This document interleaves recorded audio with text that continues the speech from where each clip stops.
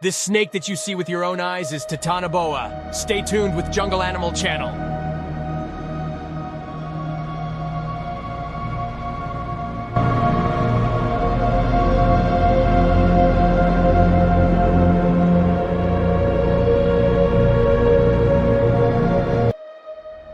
Titanoboa is an extinct genus of very large snakes that lived in what is now La Guajira in northeastern Colombia. They could grow up to 12.8 m, 42 feet, perhaps even 14.3 m, 47 feet, long, and reach a body mass of 730, 1,135 kilograms, 1,610 to 2,500 pounds. This snake lived during the Middle to Late Paleocene epoch, around 60 to 58 million years ago, following the extinction of all non-avian dinosaurs. Although originally thought to be an apex predator, the discovery of skull bones revealed that it was more than likely specialized in preying on fish. The only known species is Titanoboa cerrejonensis, the largest snake ever discovered, which supplanted the previous record holder, Gigantophis garstini. History and naming.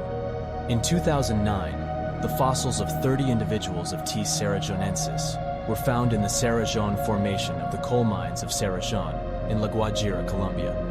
These specimens consist of the holotype, a large precloacal vertebrae, the paratype, also a vertebrae, and 184 additional remains identified as additional vertebrae and ribs, some of which found in articulation, amounting to a total of 28 specimens in addition to the holotype and paratype. Before this discovery, few fossils of Paleocene epoch vertebrates had been found in ancient tropical environments of South America. The snake was discovered on an expedition by a team of international scientists led by Jonathan Block, a University of Florida vertebrate paleontologist, and Carlos Jaramillo, a paleobotanist from the Smithsonian Tropical Research Institute in Panama. Fieldwork continued following these initial discoveries, recovering multiple additional specimens, including 3 skulls with associated postcranial bones. The scientific name combines the Greek word titan with boa, the type genus of the family Boidae. The species name, on the other hand, is a reference to the Cerrejón region. Most material of Titanoboa consists of vertebrae that in life would be located before the cloaca. They are robust with a uniquely T-shaped neural spine. The skull is only briefly described in a 2013 abstract.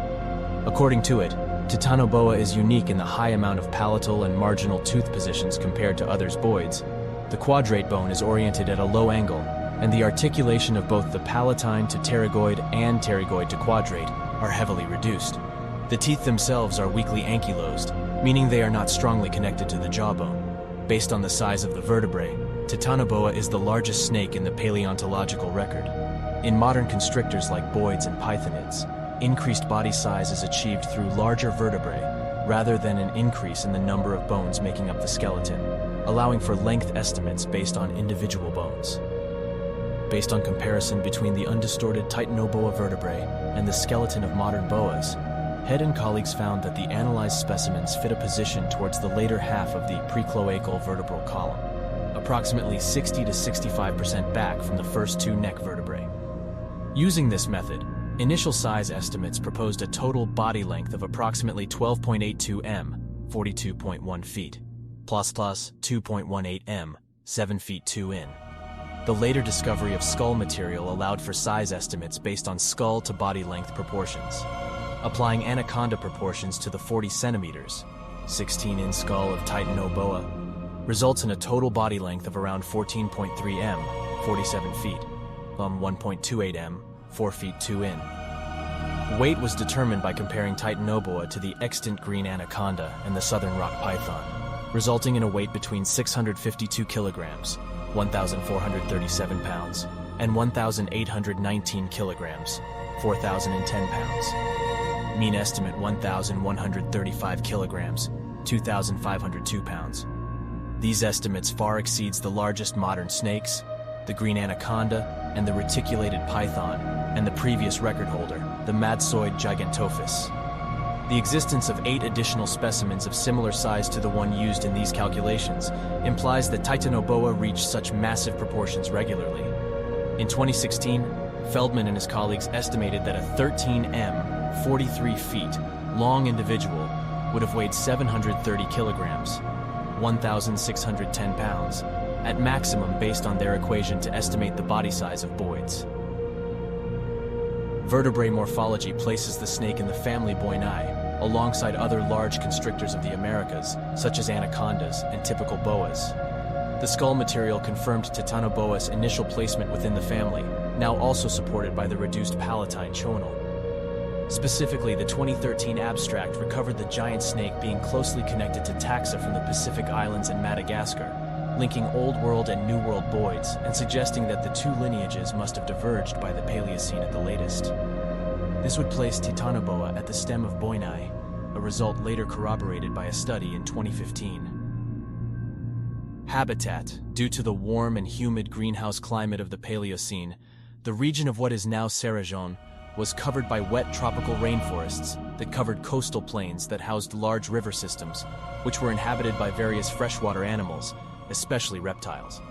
Among the native reptiles are 3 different types of dinosaurs, crocodilomorphs that survived the KPG extinction event, independently from modern crocodilians.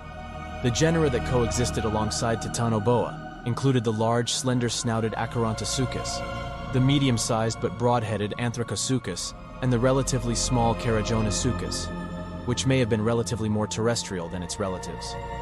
Turtles also thrived in the tropical wetlands of Paleocene Colombia, giving rise to several species of considerable size such as Cerrejonemes and Carbonemes, 2 genera of Podocnemididae, and Puentemes, a Bothramidid. The rainforests of the Cerrejon Formation mirror modern tropical forests in regards to the families that make up much of the vegetation. However, unlike today, these Paleocene forests were relatively low in diversity. Although it is possible that this low diversity is the result of the wetland nature of the depositional environment, samples from other localities corresponding with this time frame suggest that the forests that arose shortly following the Cretaceous-Paleogene mass extinction were of similar composition. This would indicate that the low plant diversity of the time may be a direct result of the mass extinction preceding it.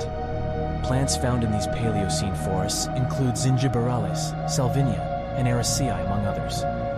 Diet, initially Titanoboa, was thought to have acted much like a modern anaconda based on its size and the environment it was deposited in, with researchers suggesting that it may have in part fed on the local crocodilomorph fauna. However, in a 2013 abstract, Jason Head and colleagues note that the skull of this snake displays multiple adaptations to a piscivorous diet, such as the anatomy of the palate, tooth count, and the anatomy of the teeth themselves.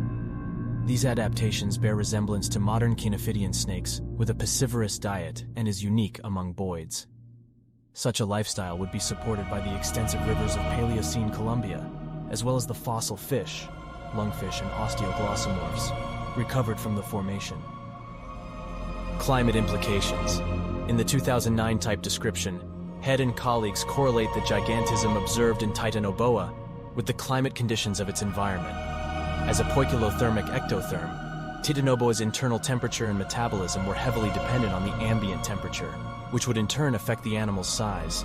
Accordingly, large ectothermic animals are typically found in the tropics and decrease in size the further one moves away from the equator.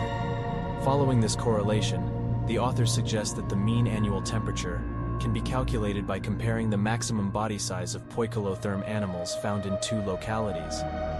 Based on the relation between temperatures in the modern neotropics and the maximum length of anacondas, Head and colleagues calculate a mean annual temperature of at least 32-33 degrees Celsius for the equatorial region of Paleocene South America. The estimates are consistent with a hot Paleocene climate model, as suggested by a study published in 2003, and slightly higher, 1 to 5 degrees Celsius, than estimates derived from the oxygen isotopes of planktonic foraminifer. Although these estimates exceed temperatures of modern tropical forests, the paper argues that the increase in temperature is balanced out by higher amounts of rainfall. However, this conclusion was questioned by several researchers following the publication of the paper. J.M. Cale Snyderman used the same methodology as Head and colleagues on the Pleistocene monitor lizard, Varanus priscus, comparing it to the extant Komodo dragon. Snyderman calculates that following this method, the modern tropics should be able to support lizards much larger than what is observed today, or in the reverse, that Varanus priscus is much larger than what would be implied by the ambient temperature of its native range. In conclusion, it is argued that Paleocene rainforests may not have been any hotter than those today, and that the massive size of Titanoboa and Varanus priscus may instead be the results of lacking significant mammalian competition. Mark W. Denny, Brent L. Lockwood, and George N. Samero also disagree with Head's conclusion. They note that although this method first employed by Makarieva is applicable to smaller poikilotherms, it is not constant across all size ranges. As thermal equilibrium is achieved through the relation between volume and surface area, they argue that the large size of Titanoboa, coupled with the high temperatures proposed by Head et al., would mean that the animal would overheat easily if resting in a coiled-up state. The authors conclude that several key factors influence the relationship between Titanoboa and the temperature of the area it inhabited. Varying posture could help cool down if needed. Basking behavior or heat absorption through the substrate are both unknown, and the potentially semi-aquatic nature of the animal creates additional factors to consider. Ultimately, Denny and colleagues argue that the nature of the giant snake renders it a poor indicator for the climate of the Paleocene, and that the mean annual temperature must have been 4 to 6 degrees C, 7 to 11 degrees Fahrenheit, cooler than the current estimate. These issues, alongside adjustments suggested by Makarieva, were addressed by Head and his team the same year, arguing that Denny and colleagues misunderstand their proposed model. They retort that the method takes into account variation caused by body size, and that it's furthermore based on the largest extant snakes, making it an appropriate method. They also add that the results recovered are consistent with large extant snakes, which are also known to perform thermoregulation through behavior. Schneiderman's proposal that the correlation between body size and temperature is inconsistent with modern monitor lizards is addressed twofold. For one, Head argues, Komodo dragons are a poor analogy, as they are geographically restricted to the islands of Indonesia, limiting the size they could grow to, while both green anacondas and Titanoboa are mainland animals.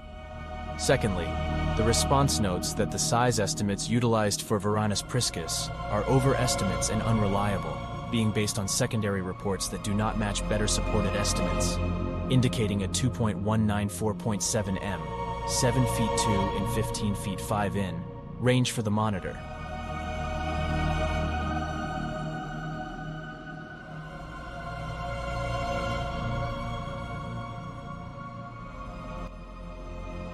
All the content in the video was taken from the Wikipedia scientific site. Thank you for watching. Don't forget to like and subscribe.